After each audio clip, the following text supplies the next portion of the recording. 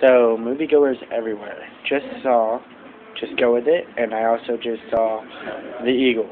For those who love Adam Sandler and Jennifer Aniston, great movie. It was funny throughout the whole thing. It made me laugh nonstop. It wasn't Adam Sandler's classic, hilarious stuff, but it was great with Jennifer Aniston and, Adam Sandler fighting throughout the whole movie. For The Eagle, it's more of a history buff, movie. Personally, I love history and I love that kind of stuff. It's a great movie.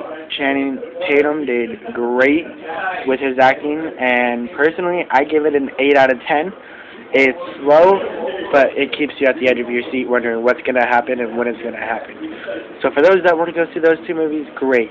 The best 3D I have seen for the past year, I give Sanctum a 10 for the 3D effect, and I give it an 8 for the storyline. It was great, amazing. I, royally enjoyed it. For those people that want to see Romeo and Juliet, it's a great movie for Disney and kids. It has a lot of adult humor. I give it at least a 7 out of 10. And for those who love to see, kind of suspenseful movies, go see The Roommate. I personally did not like it. It was, to me, stupid and pointless. But I give it a 6 for the suspense, seeking people.